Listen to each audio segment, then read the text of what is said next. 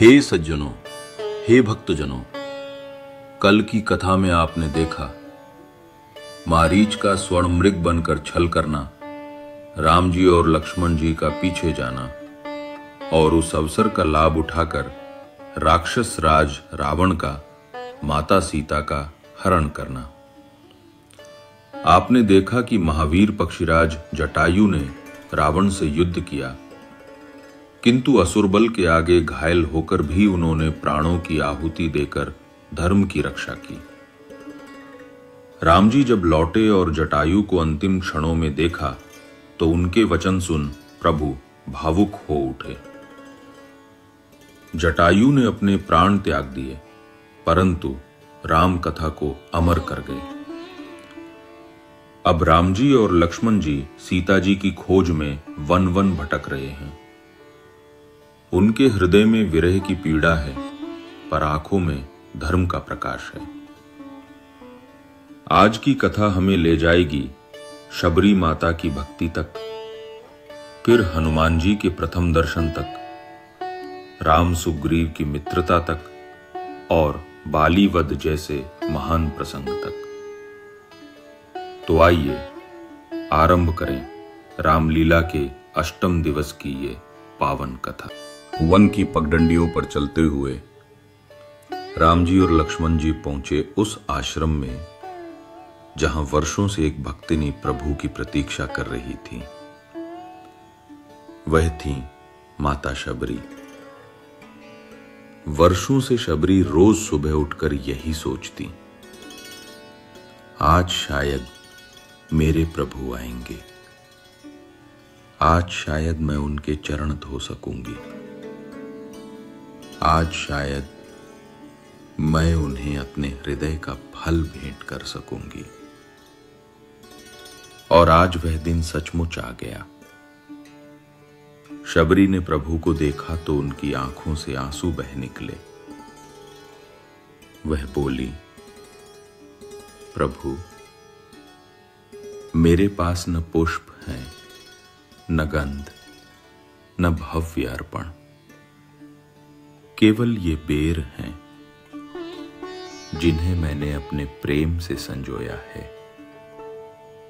कृपया इन्हें स्वीकार कीजिए। शबरी बेर तोड़ तोड़ कर पहले चखती और फिर मीठे बेर प्रभु को देती। राम जी ने उन बेरों को प्रेम पूर्वक स्वीकार किया और बोले, माता, आपके इन बेरों में आपकी भक्ति और प्रेम का अमृत है। ऐसा भोजन मुझे कहीं और नहीं मिला। शबरी आनंद से अभिभूत होकर प्रभु के चरणों में लीन हो गईं। शबरी माता ने अपने जीवन का उद्देश्य पा लिया था, परंतु प्रभु राम ने उन्हें और समस्त मानव जाति को भक्ति का अमृत संदेश दिया।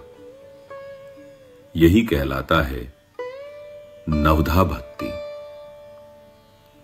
राम जी बोले, भक्ति के 9 प्रकार हैं।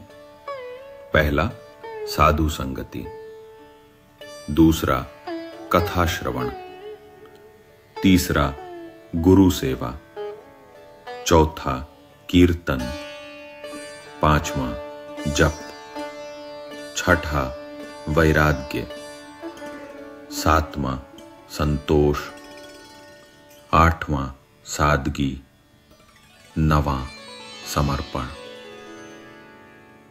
इनमें जो कोई भी एक भक्ति को कर ले वह भी मुझे अति प्रिय है, और जो सबका पालन करे वह मेरे ही स्वरूप को प्राप्त कर लेता है।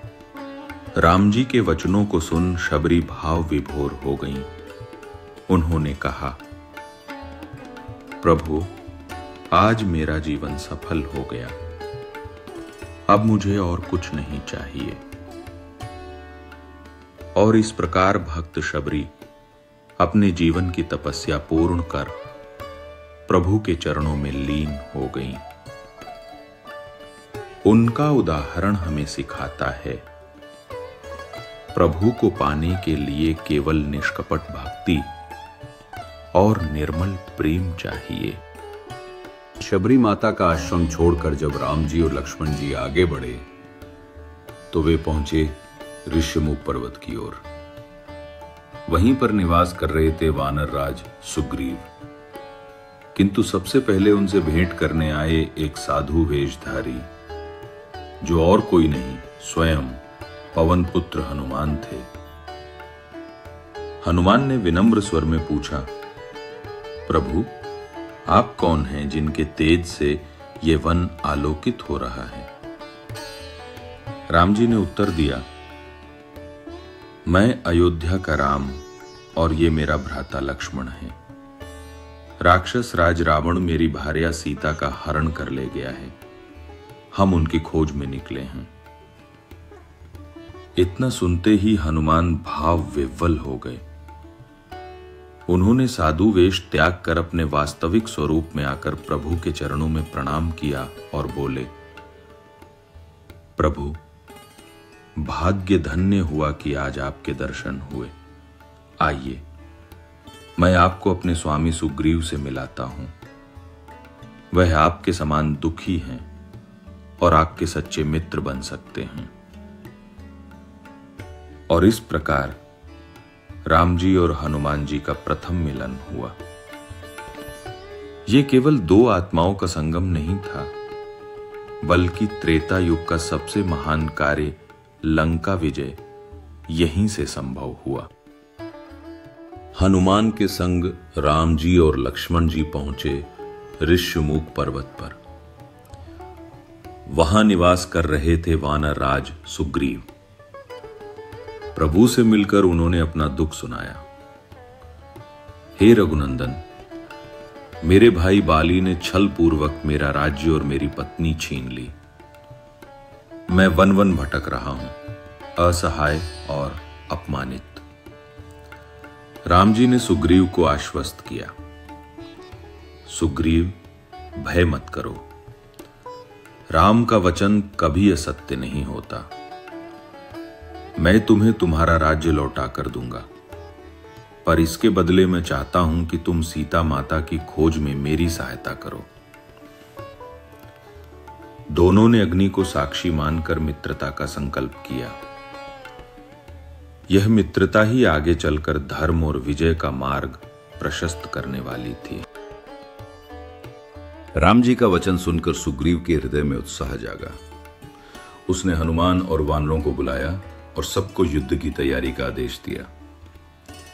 तभी मंच पर वानर दल उत्साहित होकर इकट्ठा हुआ।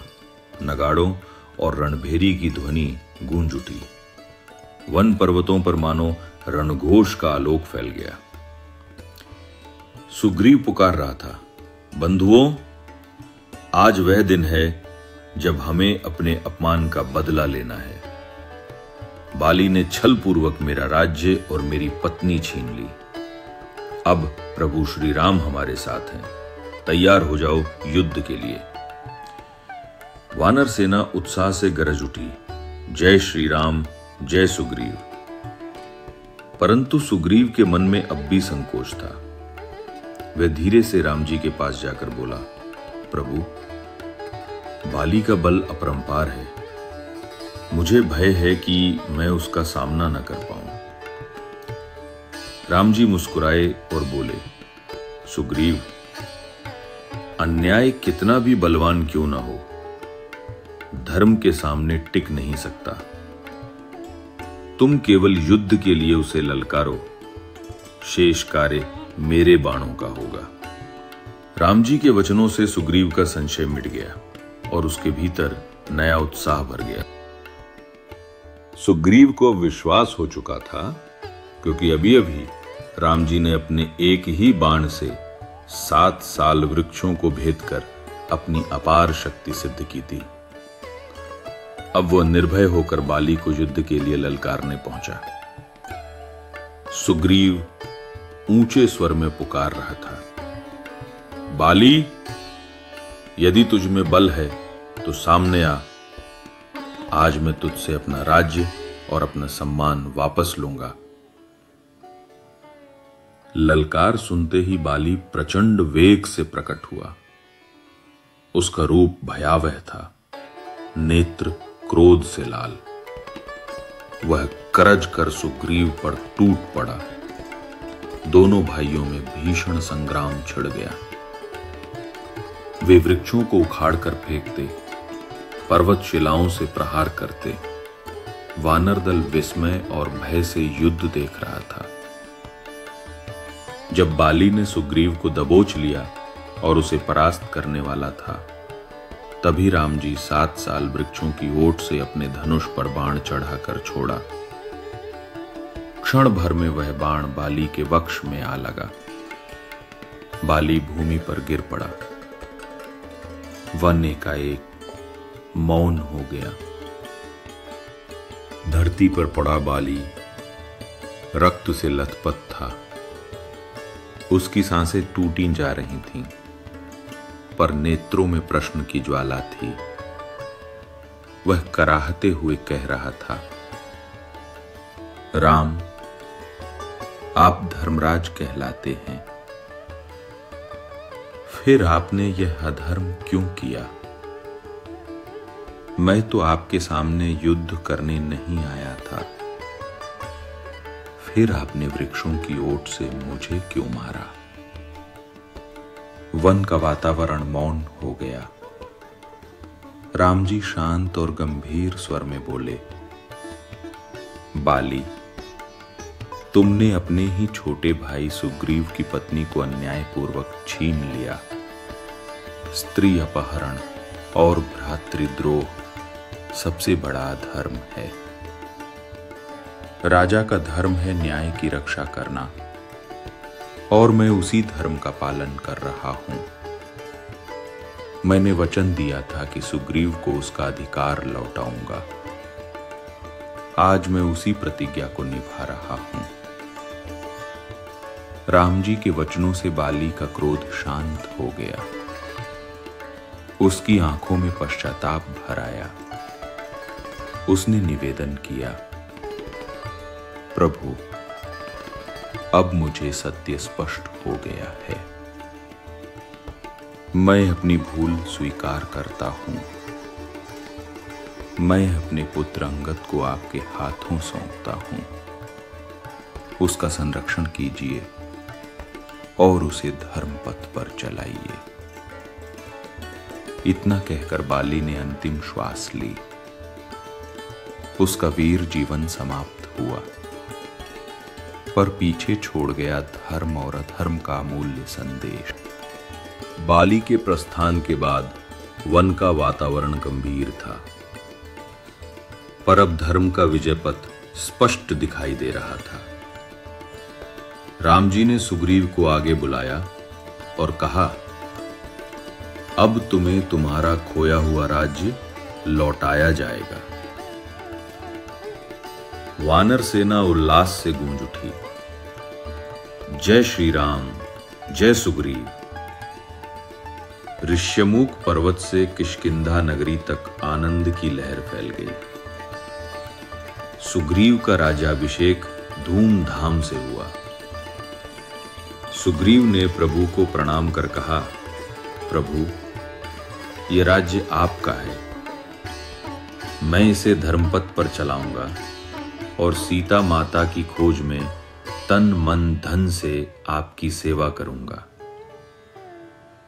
राम जी ने उसे गले लगाकर कहा, मित्र, अब वानर सेना हमारी सहायक बनेगी। सीता की खोज का कार्य शीघ्र ही प्रारंभ होगा। और इस प्रकार अष्टम दिवस की कथा यहीं पूर्ण हुई। राम सुग्रीव की मित्रता और बाली वध ने लंका विजय की नींव रख दी।